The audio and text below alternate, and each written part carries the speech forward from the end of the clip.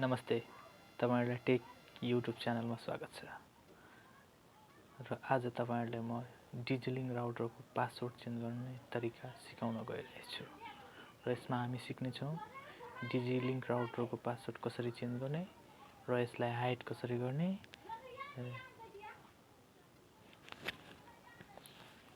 ढिला नगरिकन भिडियो सुरु गरौँ त।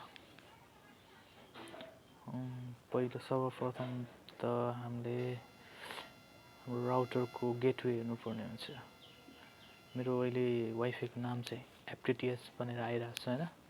र यसको गेटवे कसरी हेर्ने हो भने पहिला यहाँ क्लिक गर्नु, पहिला जानु सेटिङमा गएर वाइफाईमा गएर यहाँ साइडमा तपाईको अप्सन हुन्छ, यसमा क्लिक गर्नु र हाम्रो यहाँ गेटवे हेर्नु।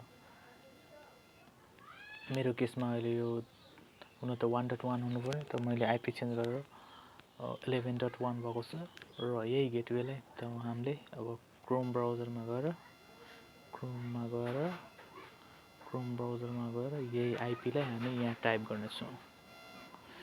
हामी टाइप गर्ने छौं 192.168.1.11.1। मेरो केसमा चाहिँ 11.1 हो र हजुरहरुको केसमा चाहिँ 1.1 हुन्छ, 192.168.1.1। र यसलाई इन्टर गर्नुस्।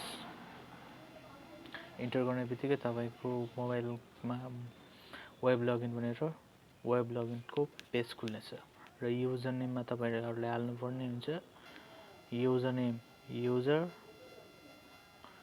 पासवर्ड पनि हजुरहरुले युजरै राख्नु पर्ने हुन्छ, युएसईआर युजर। र लगइन गर्दिनुस्। लगइन गर्दिने बित्तिकै हाम्रो यहाँ आउनेछ पेज खुल्छ र साइट कन्टेन्टमा हजुरको स्ट्याटसहरु आउनेछ। र यसमा के गर्नुपर्ने हुन्छ, फर्स्ट स्टेप तपाईहरुले वायरलेसमा क्लिक गर्नुस्। वायरलेसमा क्लिक गरिसकेपछि बेसिक सेटिङमा क्लिक गर्नुस्। हजुरहरुले वाइफाई को नाम चेन्ज गर्नुपर्ने छ भने चाहिँ एसएसआईडी मा चेन्ज गर्नुस्। र म अहिले यहाँ एसएसआईडी मा राख्दिने छु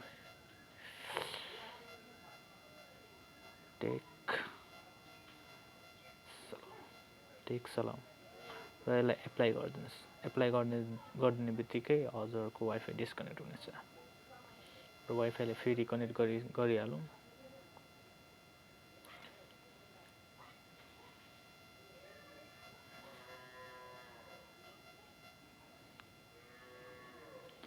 टेक सलाम कनेक्ट भयो। अब हामी जानेछौं अब पासवर्डतिर। पासवर्डको लागि हामी सिक्युरिटीमा क्लिक गर्नेछौं। सिक्युरिटीमा क्लिक गर्ने बित्तिकै हजुरहरुको यहाँ चाहिँ नन हुन्छ है। हजुरहरुको यहाँ एसएसआईडी टाइपमा हजुरहरुको वाइफाई नाम, इन्क्रिप्सन टाइपमा नन भनेर हुन्छ। यसमा यो चाहिँ हजुरहरुको WPA2 मिक्स चाहे WPA2 मा राख्दिन सक्नुहुन्छ। र हजुरहरुको यहाँ प्रिसेटेड कीमा चाहिँ हजुरहरुको पासवर्ड चाहिँ हुन्छ। र पासवर्ड चेन्ज गर्नको लागि यो डटलाई हटाइदिनुस् र यहाँ पासवर्ड राख्नुस्। हजुरहरुले राख्नुपर्ने पासवर्ड राख्नुस्। म अहिले राख्न गइरहेछु 12345 हजुरहरुले राख्नुपर्ने चाहिँ 8 डिजिट भन्दा माथि राख्नुपर्ने हुन्छ, 20 डिजिट सम्म। र यसलाई एप्लाई गर्दिनुस्। एप्लाई गर्दिने बित्तिकै पासवर्ड चेन्ज भइसक्यो। हामी अब फेरि यसलाई कनेक्ट गरौँ। यसमा अथेन्टिकेसन एरर आइरहेछ, पहिला फरगेट गर्दिनुस्।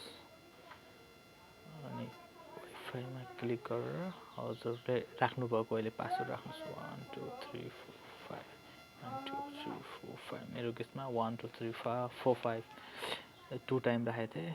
कनेक्ट गर्दिनुस्। पासवर्ड चेन्ज भयो।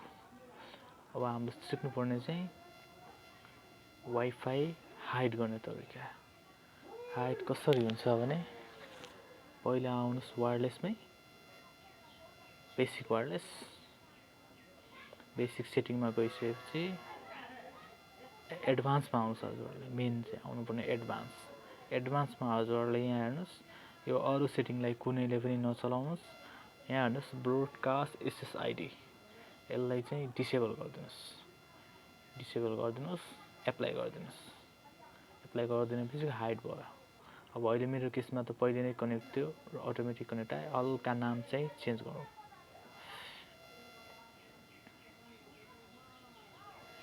यहाँ हेर्नुहोस्, अब यो टेक्स्टमा आउनुपर्ने, यहाँ टेक्स्टमा आइरहेको छैन,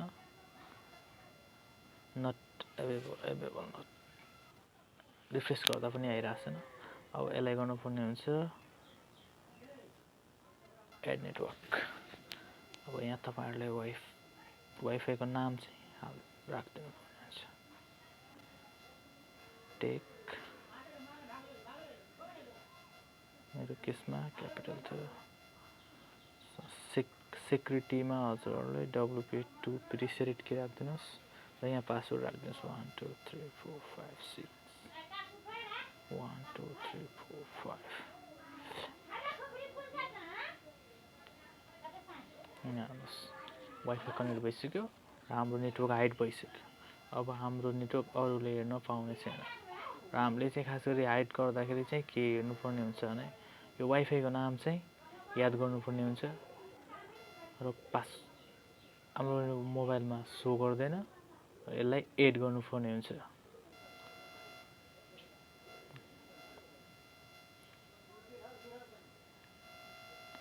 न त हस्त धन्यवाद, अहिलेको लागि यति नै। अर्को भिडियोमा भेट्नेछौँ। By by.